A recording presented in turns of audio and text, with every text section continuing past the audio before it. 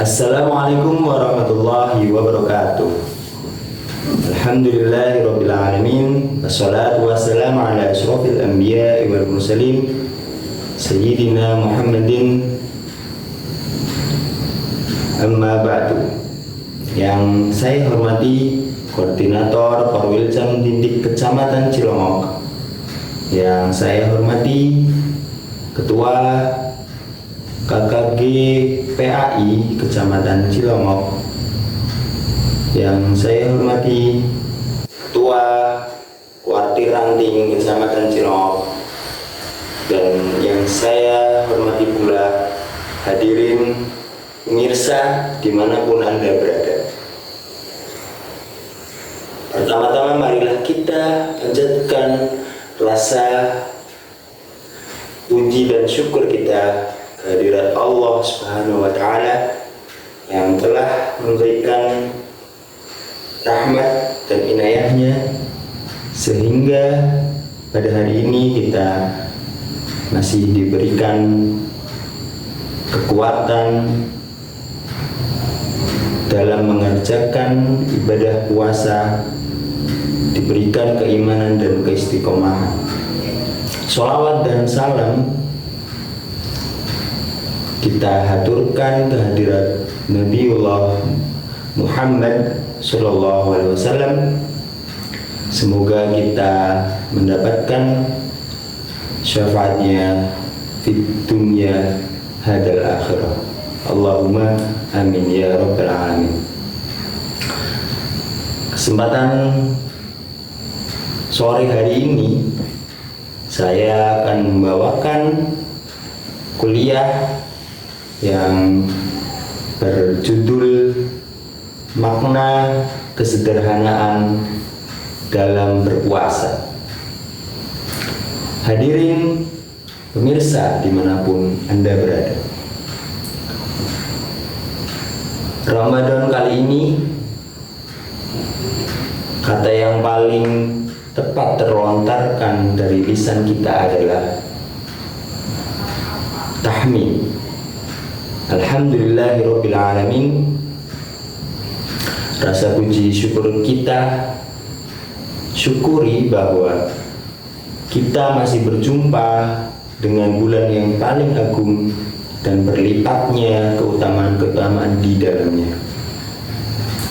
Betapa banyak orang-orang yang tahun lalu bersukacita merayakan Lebaran, namun sekarang terbujur di liang kubur. Kita pun tidak pernah tahu bahwa Ramadan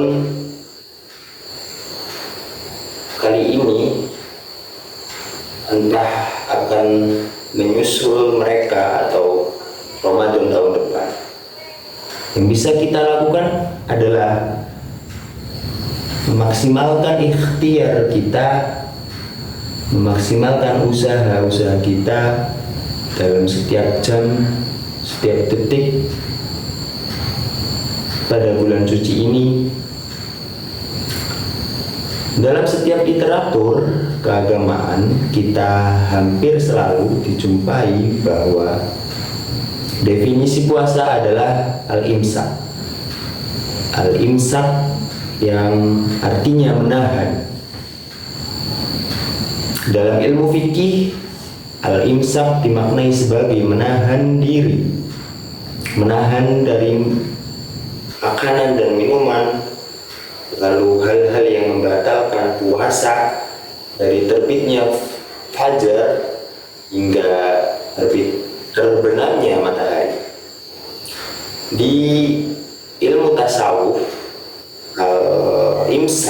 al-imsak memiliki arti lebih dalam lagi, yakni menahan dari setiap hal yang membuat seseorang hamba lalai, hamba lupa dari Allah Subhanahu wa Ta'ala. Puasa adalah momentum menjernihkan jiwa, menjernihkan penyucian batin kita dan taqarrub mendekatkan diri kepada Allah Subhanahu wa Ta'ala. Hadirin yang berbahagia, Rasulullah SAW bersabda yang artinya setiap amal kebaikan yang dilakukan manusia akan dilipat gandakan dengan 10 kebaikan yang semisal hingga 700 kali lipat. Allah Ta'ala berfirman yang artinya kecuali amalan puasa tersebut hanya untukku, aku sendiri yang akan membalasnya, disebabkan dia telah meninggalkan syahwat, meninggalkan makanan karenaku. Bagi orang yang berpuasa akan mendapatkan 2 kebahagiaan, yaitu kebahagiaan pada saat dia berbuka dan kebahagiaan ketika berjumpa dengan Robnya, dengan Tuhannya. Sungguh bau mulut orang yang berpuasa lebih harum di sisi Allah daripada bau minyak kasturi. Hadis riwayat Bukhari dan Muslim. Dengan demikian, kata kunci dalam puasa adalah menahan atau mengendalikan. Puasa adalah madrasah bagi setiap individu untuk tidak hanya menahan diri dari makan dan minum saja, tapi juga mengendalikan diri dari segenap perilaku yang mubazir, keinginan-keinginan yang tidak penting, serta akhlak-akhlak yang tercela, akhlak-akhlak mazmumah seperti tamak, angkuh, pamer, bohong maupun berfoya-foya. Ibadah puasa Ramadan merupakan wahana pendidikan rohani agar kita piawai menahan dari godaan nafsu jasmaniah dalam berbagai bentuknya. Dengan begitu, para mukmin yang berpuasa diharapkan dapat meraih derajat lebih tinggi, akan mendapatkan gelar atau sebutan orang yang bertakwa, muttaqin.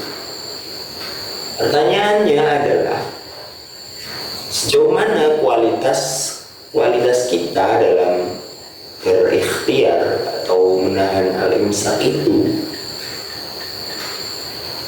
Hadirin mirsa dimanapun Anda berada, kenyataan yang sering kita jumpai, kenyataan yang fenomena-fenomena yang kita ketahui, hadirnya bulan puasa Ramadan selalu berbanding lurus dengan tingkat konsumsi yang tinggi di berbagai sektor. Di bulan Ramadan, persediaan makanan cenderung bertambah ketimbang hari-hari biasanya. Barang-barang dagangan pun kian laris dan pusat-pusat perbelanjaan kita ramai diserbu orang. Tiba-tiba saja harga kebutuhan pokok di pasar ikut naik. Kondisi ini bahkan sudah berlangsung sejak sebelum memasuki awal bulan Ramadan. Selain sektor makanan dan minuman, peningkatan konsumsi juga terjadi pada kebutuhan seseorang dalam hal sandang. Contohnya baju koko, busana muslim, sarung, mukena, dan seterusnya. Tradisi lebaran yang seolah-olah mewajibkan warga negara Indonesia untuk tampil serba baru, untuk menampilkan sandangan yang baru di bulan Ramadan ataupun setelah Ramadan. Di Lebaran, khususnya di Indonesia, kebutuhan belanja mereka berlipat ganda. Belum lagi mudik atau pulang kampung yang mensyaratkan para pelakunya untuk memiliki kekayaan yang lebih, baik untuk kebutuhan transportasi maupun saat di kampung halaman.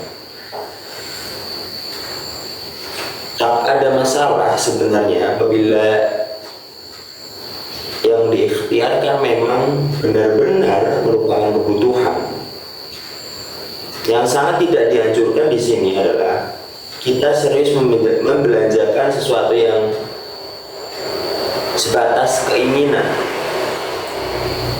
Lalu kita di sini belajar membedakan antara kebutuhan dan keinginan. Pengeluaran yang hanya didasarkan pada nafsu ataupun gengsi ataupun adu gengsi yang berujung pada pamer atau riya yang tak layak itu disebut sebagai kebutuhan. Nah, puasa menjadi sarana penempaan bagi hamba agar istiqomah bertahan dari al-imsak tadi di jalur kesederhanaan sebagaimana yang sudah dicontohkan, diteladankan oleh baginda Nabi Agung Muhammad SAW. Puasa itu untuk melatih manusia untuk memenuhi kebutuhan-kebutuhan, bukan semata-mata keinginan-keinginan. Dalam Al-Quran surat Al-A'raf ayat 31 Allah SWT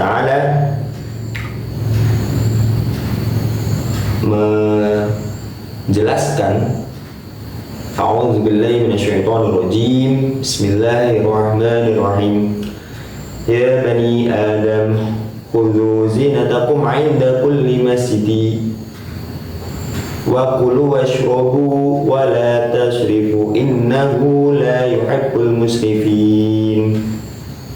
Al-ayat, yang artinya, hai anak Adam, pakailah pakaianmu yang indah itu di setiap memasuki masjid.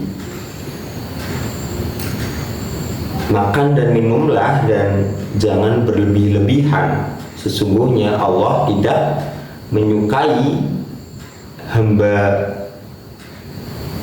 atau orang-orang yang berlebihan. Di pesan kuliah sore hari ini, bahwa makna kesederhanaan di dalam berpuasa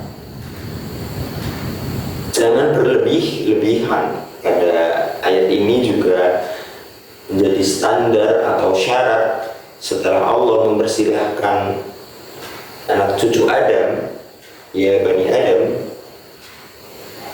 untuk berbusana dan memenuhi kebutuhan makan dan minumnya. Demikian,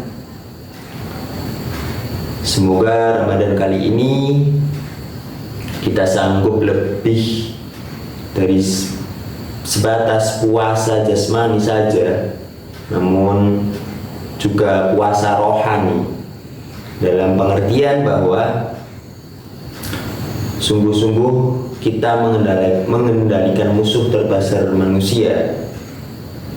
Musuh terbesar manusia yakni hawa nafsu,